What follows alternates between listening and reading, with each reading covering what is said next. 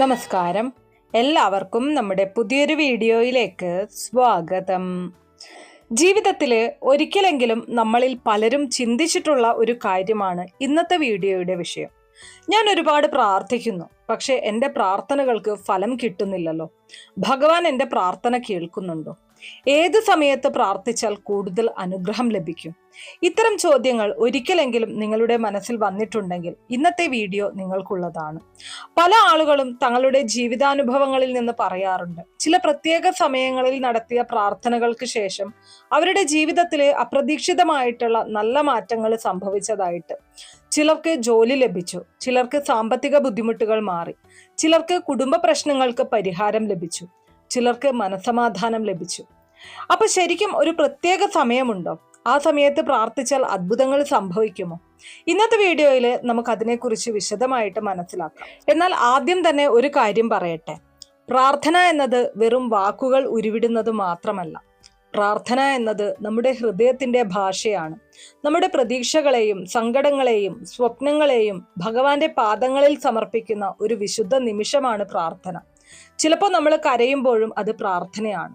ചിലപ്പോൾ നിശബ്ദമായി ഭഗവാനെ ഓർക്കുമ്പോഴും അത് പ്രാർത്ഥനയാണ്. ചിലപ്പോൾ ഒരു വാക്കുപോലും പറയാതെ ഭക്തിയോടെ കണ്ണുകൾ അടയ്ക്കുമ്പോഴും അത് പ്രാർത്ഥന തന്നെയാണ്. അതുകൊണ്ട് തന്നെ പ്രാർത്ഥനയുടെ ശക്തി അളക്കാൻ കഴിയാത്തതാണ് എന്ന സത്യം തിരിച്ചറിയുക. എന്നാൽ നമ്മുടെ പൂർവികരും മഹാത്മാക്കളും ചില പ്രത്യേക സമയങ്ങൾക്ക് വലിയ പ്രാധാന്യം നൽകിയിട്ടുണ്ട്. ആ സമയങ്ങളിൽ മനസ്സ് കൂടുതൽ ശാന്തവും ഏകാഗ്രവുമായിരിക്കും എന്നാണ് വിശ്വാസം. ആ സമയങ്ങളിൽ പ്രാർത്ഥിക്കുമ്പോൾ നമ്മുടെ ചിന്തകളും വികാരങ്ങളും കൂടുതൽ വ്യക്തമായി ഭഗവാനിലേക്ക് സമർപ്പിക്കാൻ കഴിയുമെന്ന് അവർ പറഞ്ഞിട്ടുണ്ട്. ഇന്നത്തെ വീഡിയോയിൽ ആ സമയങ്ങൾ ഏതൊക്കെയാണെന്നും എന്തുകൊണ്ടാണ് അവയെ വിശേഷമായി കണക്കാക്കുന്നതെന്നും പ്രാർത്ഥനയുടെ യഥാർത്ഥ രഹസ്യം എന്താണെന്നും നമുക്ക് മനസ്സിലാക്കാം. അപ്പൊ വീഡിയോ അവസാനം വരെ കാണാനായിട്ട് ശ്രമിക്കുക. വീഡിയോയിലേക്ക് കടക്കുന്നതിന് മുന്നേ നിങ്ങൾ പുതിയതായിട്ടാണ് എൻ്റെ ഈ ചാനൽ കാണുന്നത് എന്നുണ്ടെങ്കിൽ ദയവേത് ചാനൽ ഒന്ന് സബ്സ്ക്രൈബ് ചെയ്യാം. തൊട്ടടുത്ത് തന്നെ ഒരു കുഞ്ഞു ബെല്ലൈക്കൺ ഉണ്ട്, അതോടൊന്ന് പ്രസ് ചെയ്യാം. അതിൽ ഓൾ എന്നുള്ള ഓപ്ഷൻ സെലക്ട് ചെയ്ത് കഴിഞ്ഞാൽ എൻ്റെ എല്ലാ വീഡിയോസിനും നിങ്ങൾക്ക് നോട്ടിഫിക്കേഷൻ കിട്ടുന്നതായിരിക്കും. നമ്മൾ നേരത്തെ പറഞ്ഞതുപോലെ തന്നെ പലരും ചോദിക്കുന്ന ഒരു ചോദ്യമുണ്ട്, ഏത് സമയത്ത് പ്രാർത്ഥിച്ചാൽ കൂടുതൽ ഫലം ലഭിക്കും? ഈ ചോദ്യത്തിന് പല ആത്മീയ ഗുരുക്കന്മാരും നൽകുന്ന ഒരു ഉത്തരമാണ് ബ്രഹ്മമുഹൂർത്തം. ബ്രഹ്മമുഹൂർത്തം എന്ന് പറയുന്നത് സൂര്യോദയത്തിന് ഏകദേശം 1.5 മണിക്കൂർ മുൻപുള്ള സമയത്തെയാണ്. പുലർച്ചെ 4 മണിക്കും 6 മണിക്കും ഇടയിലുള്ള സമയമാണ് പൊതുവെ ബ്രഹ്മമുഹൂർത്തമായിട്ട് കണക്കാക്കപ്പെടുന്നത്. ഈ സമയം എന്തുകൊണ്ടാണ് ഇത്ര വിശേഷപ്പെട്ടത്? കാരണം അപ്പോൾ പ്രകൃതി പൂർണ്ണ നിശബ്ദതയിലായിരിക്കും. ലോകം ഉറക്കത്തിൽ നിന്ന് ഉണരാൻ തുടങ്ങുന്ന സമയം. വാഹനങ്ങളുടെ ശബ്ദമില്ല, ടെലിവിഷന്റെ ശബ്ദമില്ല, ദൈനംദിന തിരക്കുകളില്ല. ഈ സമയത്ത് മനസ്സിനെ അലട്ടുന്ന കാര്യങ്ങൾ കുറവായിരിക്കും. അതുകൊണ്ട് തന്നെ മനസ്സ് വളരെ എളുപ്പത്തിൽ ഏകാഗ്രമാക്കുന്ന സമയമാണിത്. പ്രാർത്ഥനയുടെ ഏറ്റവും വലിയ ശക്തി ഏകാഗ്രതയാണ്. നമ്മൾ പ്രാർത്ഥിക്കുമ്പോൾ മനസ്സ് 100 സ്ഥലത്ത് സഞ്ചരിക്കുകയാണെങ്കിൽ ആ പ്രാർത്ഥനയിൽ ആഴമുണ്ടാകില്ല. പക്ഷെ ബ്രഹ്മമുഹൂർത്ത സമയത്ത് മനസ്സ് സ്വാഭാവികമായി ശാന്തമാകുന്നു. അതുകൊണ്ട് തന്നെ പ്രാർത്ഥന കൂടുതൽ ആത്മാർത്ഥമാകുന്നു. നമ്മുടെ പൂർവികർ പറയുമായിരുന്നു, പുലർച്ചെ എഴുന്നേറ്റ് ഭഗവാനെ സ്മരിക്കുന്നവന്റെ ദിവസം അനുഗ്രഹപൂർണമാകും എന്ന്. അത് വെറും വിശ്വാസമല്ല. പുലർച്ചെ എഴുന്നേൽക്കുന്നവർക്ക് ഒരു പ്രത്യേക ആത്മവിശ്വാസം ലഭിക്കുന്നതായി പലരും അനുഭവിച്ചിട്ടുണ്ട്. ദിവസം മുഴുവൻ ചെയ്യേണ്ട കാര്യങ്ങൾക്കായി മനസ്സ് തയ്യാറാകുന്നു. ഉള്ളിൽ ഒരു പോസിറ്റീവ് ഊർജം നിറയുന്നു. ഇനി ഒരു കാര്യം ശ്രദ്ധിക്കുക. പലർക്കും അത്ഭുതം എന്നത് എന്താണെന്ന് തെറ്റിദ്ധാരണയുണ്ട്. അത്ഭുതം എന്നത് ആകാശത്ത് നിന്ന് എന്തെങ്കിലും വീഴുന്നതല്ല.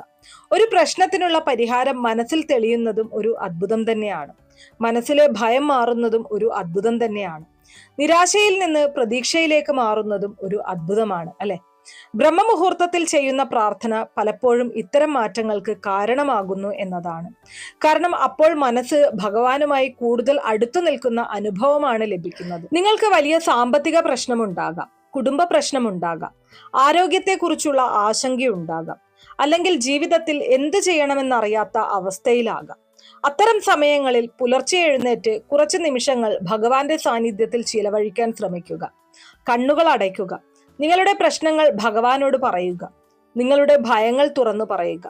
നിങ്ങളുടെ പ്രതീക്ഷകൾ സമർപ്പിക്കുക. നിങ്ങൾക്ക് അതിന് ഉടനെ ഒരു മറുപടി ലഭിക്കണമെന്നില്ല. പക്ഷെ മനസ്സിൽ ഒരു സമാധാനം നിറയാൻ തുടങ്ങും. ആ സമാധാനമാണ് പിന്നീട് നിങ്ങളുടെ ജീവിതത്തിലെ വലിയ തീരുമാനങ്ങൾ എടുക്കാൻ സഹായിക്കുന്നത്. പല മഹാന്മാരുടെയും ജീവിതം നോക്കിയാൽ അവർ പുലർച്ചെ സമയം ധ്യാനത്തിനും പ്രാർത്ഥനയ്ക്കുമായി മാറ്റിവെച്ചിരുന്നതായിട്ട് കാണാം. അവർക്കറിയാമായിരുന്നു ദിവസം മുഴുവൻ ഭഗവാനെ ഓർക്കുന്നത് നല്ലതാണ്, പക്ഷെ പുലർച്ചെ ഭഗവാനെ ഓർക്കുമ്പോൾ അത് ആത്മാവിനെ കൂടുതൽ സ്പർശിക്കുന്നു. ഇവിടെ ഒരു കാര്യം കൂടെ പറയണം, എല്ലാവർക്കും ബ്രഹ്മമുഹൂർത്തത്തിൽ എഴുന്നേൽക്കാൻ കഴിയണമെന്നില്ല. രാത്രി ജോലി ചെയ്യുന്നവരുണ്ടാകാം, ആരോഗ്യ പ്രശ്നങ്ങൾ ഉള്ളവരുണ്ടാകാം, ചെറിയ കുട്ടികളെ നോക്കുന്ന അമ്മമാരുണ്ടാകും. അതുകൊണ്ട് തന്നെ ബ്രഹ്മമുഹൂർത്തത്തിൽ എഴുന്നേറ്റില്ലെങ്കിൽ ഭഗവാൻ പ്രാർത്ഥന കേൾക്കില്ല എന്നൊരിക്കലും കരുതരുത്. ഭഗവാൻ സമയം നോക്കിയല്ല അനുഗ്രഹിക്കുന്നത്, ഭക്തിയാണ് ഭഗവാൻ നോക്കുന്നത്. എന്നാൽ കഴിയുന്നവർ ആ സമയം ഉപയോഗിച്ചാൽ മനസ്സിന് കൂടുതൽ ശാന്തിയും ആത്മീയ അനുഭവവും ലഭിക്കാൻ സാധ്യതയുണ്ട്. അതുകൊണ്ട് നാളെ തന്നെ ഒരു പരീക്ഷണം നടത്തി നോക്കുക. സാധാരണയേക്കാൾ അല്പം നേരത്തെ എഴുന്നേൽക്കുക, ഒരു ദീപം തെളിയിക്കുക, ഭഗവാന്റെ നാമം ജപിക്കുക, 5 മിനിറ്റെങ്കിലും ആത്മാർത്ഥമായിട്ട് പ്രാർത്ഥിക്കുക. അതിനുശേഷം ആ ദിവസം മുഴുവൻ നിങ്ങളുടെ മനസ്സിലുണ്ടാകുന്ന മാറ്റങ്ങൾ ശ്രദ്ധിക്കുക. ചിലപ്പോൾ നമ്മൾ അന്വേഷിക്കുന്ന അത്ഭുതം പുറത്തല്ല, നമ്മുടെ ഉള്ളിൽ തന്നെ ആരംഭിക്കുന്ന ഒരു മാറ്റമായിരിക്കും അത്. അതാണ് യഥാർത്ഥ പ്രാർത്ഥനയുടെ ശക്തി. അപ്പോൾ ഇപ്പൊ നമ്മൾ പറഞ്ഞത് ബ്രഹ്മമുഹൂർത്തത്തിന്റെ മഹത്വത്തെ കുറിച്ചാണ്. ഇനി മറ്റൊരു വിശേഷപ്പെട്ട സമയത്തെക്കുറിച്ച് പറയാം. അത് സന്ധ്യാസമയമാണ്.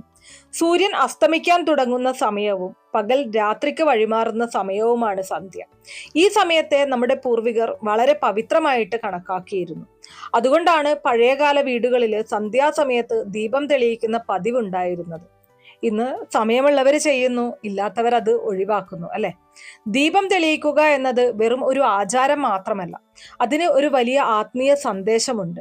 ദീപത്തിന്റെ വെളിച്ചം അജ്ഞാനത്തിന്റെ ഇരുട്ടിനെ നീക്കി ജ്ഞാനത്തിന്റെ പ്രകാശം പരക്കുന്നതിന്റെ പ്രതീകമാണ്.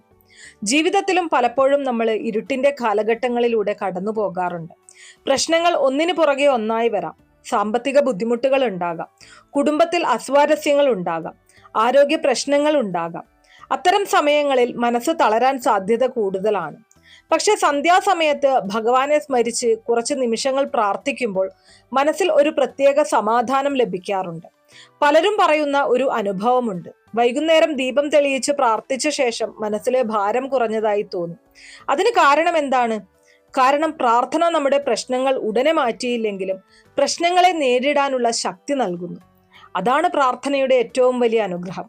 നമ്മുടെ ജീവിതത്തിലെ ചില കാര്യങ്ങൾ നമ്മുടെ നിയന്ത്രണത്തിലല്ല നടക്കുന്നത്. എത്ര ശ്രമിച്ചാലും ചില പ്രശ്നങ്ങൾ ഉടനെ പരിഹരിക്കാൻ കഴിയില്ല. അത്തരം സമയങ്ങളിൽ മനസ്സ് ഭയവും ആശങ്കയും കൊണ്ട് നിറയും. പക്ഷെ പ്രാർത്ഥന നമ്മളെ ഓർമ്മിപ്പിക്കുന്നത് ഒരു കാര്യമാണ്: ഞാൻ ഒറ്റയ്ക്കല്ല. ഈ ഒരു ചിന്ത തന്നെ വലിയ ആശ്വാസമാണ്. സന്ധ്യാസമയ പ്രാർത്ഥന കുടുംബാംഗങ്ങളെ ഒന്നിപ്പിക്കുന്ന ഒരു അവസരവുമാണ്. പണ്ടുകാലത്ത് വീട്ടിലെ എല്ലാവരും ദീപത്തിന് മുന്നിൽ ഒത്തുകൂടി പ്രാർത്ഥിക്കുമായിരുന്നു. കുട്ടികളും മാതാപിതാക്കന്മാരും അതുപോലെ തന്നെ മുത്തശ്ശന്മാരും മുത്തശ്ശിമാരും ഒക്കെ ഒരുമിച്ച് ഭഗവാനെ സ്മരിക്കുമായിരുന്നു. ആ പ്രാർത്ഥന കുടുംബത്തിൽ സ്നേഹവും ഐക്യവും വർദ്ധിപ്പിച്ചു. ഇന്ന് ജീവിതം തിരക്കേറിയതായിരിക്കാം, എന്നാൽ ദിവസത്തിൽ 5 മിനിറ്റെങ്കിലും കുടുംബമായി പ്രാർത്ഥിക്കാൻ ശ്രമിക്കുക. അത് കുടുംബ ബന്ധങ്ങളെ കൂടുതൽ ശക്തമാക്കാൻ സഹായിക്കും.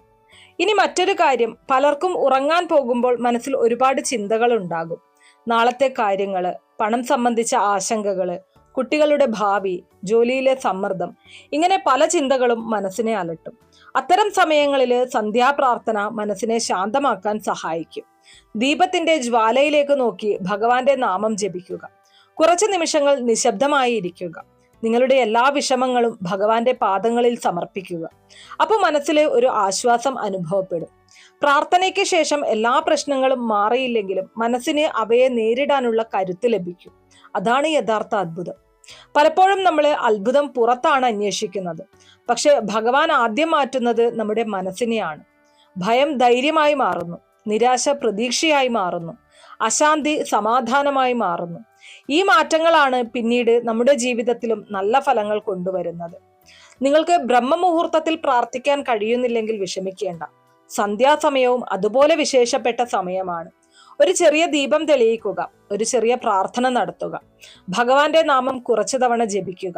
അതിനായി വലിയ പൂജകളോ വലിയ ചിലവുകളോ ആവശ്യമില്ല. ആവശ്യമുള്ളത് ഒരു ഭക്തി നിറഞ്ഞ ഹൃദയമാണ്. കാരണം ഭഗവാൻ നോക്കുന്നത് നമ്മുടെ സമ്പത്തല്ല, നമ്മുടെ ഭക്തിയാണ്. സന്ധ്യാസമയത്ത് ആത്മാർത്ഥമായിട്ട് നടത്തുന്ന പ്രാർത്ഥന നിങ്ങളുടെ ജീവിതത്തിൽ സമാധാനവും പ്രതീക്ഷയും നിറയ്ക്കും. അപ്പൊ നമ്മൾ പ്രാർത്ഥനയ്ക്ക് ഉത്തമമായിട്ടുള്ള സമയത്തെക്കുറിച്ച് പറഞ്ഞു. ഇനി നമ്മൾ മനസ്സിലാക്കാനായിട്ട് പോകുന്നത് ഏറ്റവും പ്രധാനപ്പെട്ട ഒരു കാര്യത്തെക്കുറിച്ചാണ്. പലരും ചോദിക്കുന്ന ഒരു ചോദ്യമുണ്ട്, ഞാൻ പ്രാർത്ഥിക്കുന്നു പക്ഷെ അത്ഭുതങ്ങൾ സംഭവിക്കുന്നില്ലല്ലോ എന്ന്. ഈ ചോദ്യത്തിന് ഉത്തരം കണ്ടെത്തണമെങ്കിൽ ആദ്യം അത്ഭുതം എന്ന വാക്കിന്റെ യഥാർത്ഥ അർത്ഥം മനസ്സിലാക്കണം. പലപ്പോഴും നമ്മൾ കരുതുന്നത് അത്ഭുതം എന്നാൽ ഒരു ദിവസം കൊണ്ട് ജീവിതം മാറിപ്പോകുക എന്നതാണ്. ഒരു രാത്രി കൊണ്ട് കോടീശ്വരനാകുക, ഒരു നിമിഷം കൊണ്ട് എല്ലാ പ്രശ്നങ്ങളും അവസാനിക്കുക. പക്ഷെ ജീവിതത്തിൽ സംഭവിക്കുന്ന ഏറ്റവും വലിയ അത്ഭുതങ്ങൾ പലപ്പോഴും വളരെ നിശബ്ദമായിട്ടാണ് വരുന്നത്. ഒരു ഉദാഹരണം പറഞ്ഞു കഴിഞ്ഞാൽ, ഒരു വ്യക്തി വലിയ കടബാധ്യതയിൽ കഴിയുകയാണ്. ഉറക്കം പോലും നഷ്ടപ്പെട്ട അവസ്ഥ, മനസ്സിൽ ഭയവും ആശങ്കയും മാത്രം. അയാൾ ദിവസവും ആത്മാർത്ഥമായിട്ട് പ്രാർത്ഥിക്കാൻ തുടങ്ങുന്നു. ഒരു ദിവസം കൊണ്ട് കടം തീരുന്നില്ല, പക്ഷെ ഒരു മാറ്റം സംഭവിക്കുന്നു. മനസ്സിലെ ഭയം കുറയാൻ തുടങ്ങുന്നു. പ്രശ്നങ്ങൾക്ക് പരിഹാരം കണ്ടെത്താൻ ശ്രമിക്കാൻ തുടങ്ങുന്നു. മുൻപ് കാണാത്ത അവസരങ്ങൾ കാണാൻ തുടങ്ങുന്നു. അവിടെ നിന്നാണ് ജീവിതം മാറി തുടങ്ങുന്നത്. ഇതാണ് യഥാർത്ഥ അത്ഭുതം.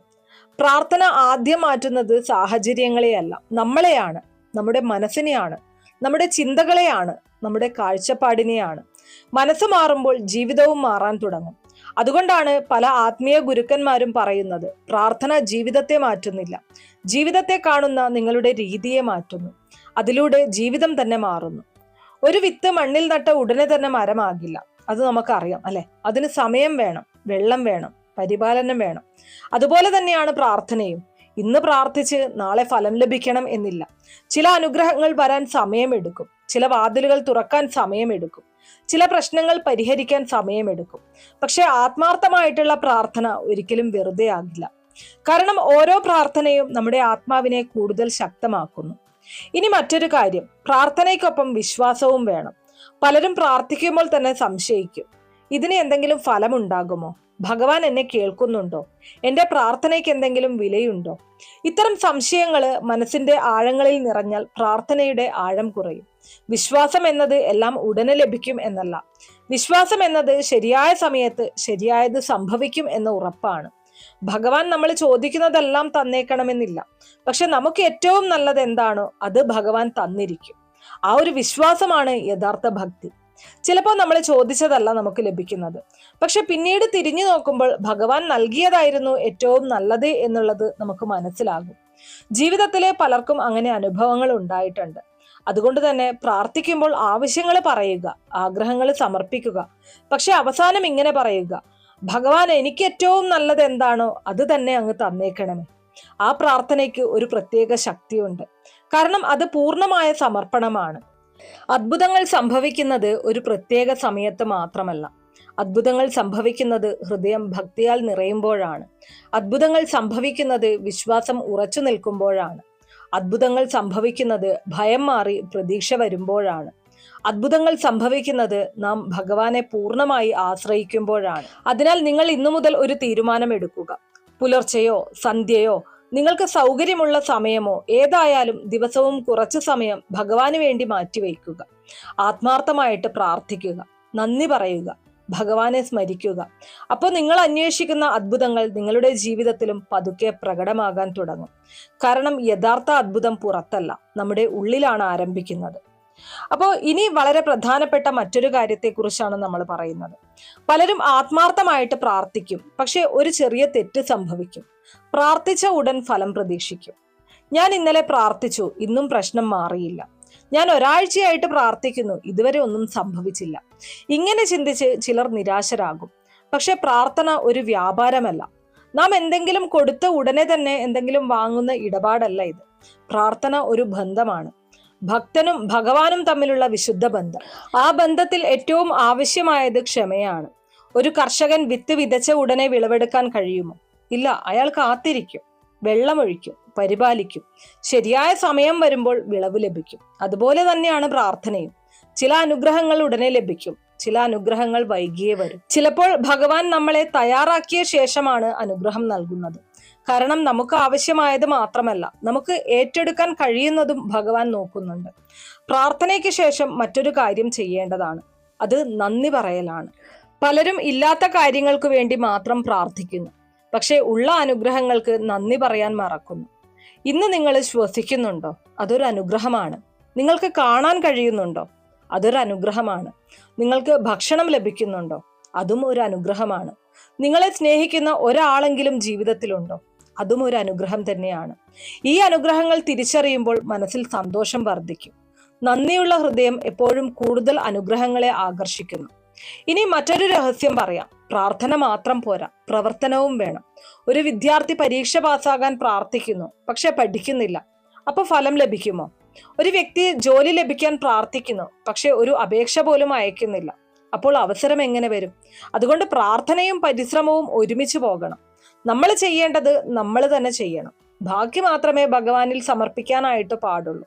ഇതാണ് ജീവിതത്തിലെ ഏറ്റവും വലിയ ആത്മീയ സത്യം. പ്രാർത്ഥിക്കുക, പരിശ്രമിക്കുക, ക്ഷമയോടെ കാത്തിരിക്കുക, നന്ദിയോടെ ജീവിക്കുക. ഇങ്ങനെ ജീവിക്കുന്നവരുടെ ജീവിതത്തിൽ അത്ഭുതങ്ങൾ സംഭവിക്കാതിരിക്കില്ല. കാരണം അത്തരം ആളുകളുടെ മനസ്സ് ഭഗവാന്റെ അനുഗ്രഹം സ്വീകരിക്കാൻ തയ്യാറായിരിക്കും. അതിനാൽ ഇന്നു മുതൽ ഒരു ചെറിയ ശീലം ആരംഭിക്കുക. നിങ്ങൾ എപ്പോഴെങ്കിലും പ്രാർത്ഥിക്കുക. അതിനുശേഷം 3 കാര്യങ്ങൾക്ക് നന്ദി പറയുക. പിന്നീട് നിങ്ങളുടെ ലക്ഷ്യത്തിനായി ഒരു ചെറിയ പ്രവൃത്തി ചെയ്യുക. ഈ 3 കാര്യങ്ങൾ നിങ്ങളുടെ ജീവിതത്തെ മാറ്റാൻ തുടങ്ങും. പ്രാർത്ഥന, നന്ദി, പരിശ്രമം. ഈ 3ന്റെ കൂട്ടായ്മയാണ് പലരും അത്ഭുതം എന്ന് വിളിക്കുന്നത്. കാരണം ഭഗവാൻ അനുഗ്രഹിക്കുന്നത് വെറും പ്രാർത്ഥിക്കുന്നവരെയല്ല, വിശ്വാസത്തോടെ പ്രവർത്തിക്കുന്നവരെയും കൂടിയാണ്. അതുകൊണ്ട് പ്രാർത്ഥിക്കുക, വിശ്വസിക്കുക, പ്രവർത്തിക്കുക, കാത്തിരിക്കുക. ശരിയായ സമയത്ത് ഭഗവാന്റെ അനുഗ്രഹം നിങ്ങളുടെ ജീവിതത്തിലും തെളിയാതിരിക്കില്ല. അപ്പോൾ ഇന്നത്തെ വീഡിയോയിൽ നമ്മൾ വളരെ പ്രധാനപ്പെട്ട ഒരു കാര്യത്തെക്കുറിച്ചാണ് പറഞ്ഞത്. ഏതൊക്കെ സമയത്ത് നിങ്ങൾ പ്രാർത്ഥിച്ചു കഴിഞ്ഞാൽ നിങ്ങൾക്ക് തന്നെ ഒരു ആശ്വാസം ലഭിക്കും, അല്ലെങ്കിൽ നിങ്ങൾക്ക് തന്നെ മുന്നോട്ട് ജീവിക്കാനുള്ള ഒരു ആത്മവിശ്വാസം ലഭിക്കും. അതുപോലെ ഭഗവാനെ പ്രാർത്ഥിക്കുന്ന സമയത്ത് നമ്മൾ മനസ്സിലാക്കിയിരിക്കേണ്ട, അറിഞ്ഞിരിക്കേണ്ട ചില കാര്യങ്ങൾ, ഈ കാര്യങ്ങളൊക്കെയും മനസ്സിലാക്കിക്കൊണ്ട് നിങ്ങൾ പ്രാർത്ഥിച്ചു കഴിഞ്ഞാൽ ഉറപ്പായിട്ടും നിങ്ങളുടെ ജീവിതത്തിൽ മാറ്റം സംഭവിക്കും. അപ്പോൾ ഞാൻ ഈ പറഞ്ഞിരിക്കുന്ന കാര്യങ്ങൾ നിങ്ങൾക്ക് ശരിയാണെന്ന് തോന്നുന്നുണ്ടോ? എങ്കിൽ തീർച്ചയായിട്ടും കമന്റ് ബോക്സിൽ രേഖപ്പെടുത്തുക. ഒപ്പം നിങ്ങൾ ഈശ്വരനിൽ വിശ്വസിക്കുന്നുണ്ടെങ്കിൽ, ഭഗവാൻ നിങ്ങളുടെ ജീവിതം മാറ്റിമറിക്കും എന്ന് വിശ്വസിക്കുന്നുണ്ടെങ്കിൽ, ഓം നമോ നാരായണായ എന്ന് കമന്റ് രേഖപ്പെടുത്തുക. ഇത്രയേ ഉള്ളൂ ഇന്നത്തെ വീഡിയോ. കുറച്ചു പേർക്കെങ്കിലും ഉപകാരപ്രദമായി കാണും എന്ന് വിശ്വസിക്കുന്നു. ഇതുപോലുള്ള അറിവുകൾക്കായിട്ട് നമ്മുടെ ഈ ഒരു ചാനൽ ഒന്ന് സബ്സ്ക്രൈബ് ചെയ്യാം. വീഡിയോ ഇഷ്ടമാണെങ്കിൽ ലൈക്ക് ചെയ്യാനും ഷെയർ ചെയ്ത് മറ്റുള്ളവരിലേക്ക് എത്തിക്കാനും മറക്കരുത്. നന്ദി.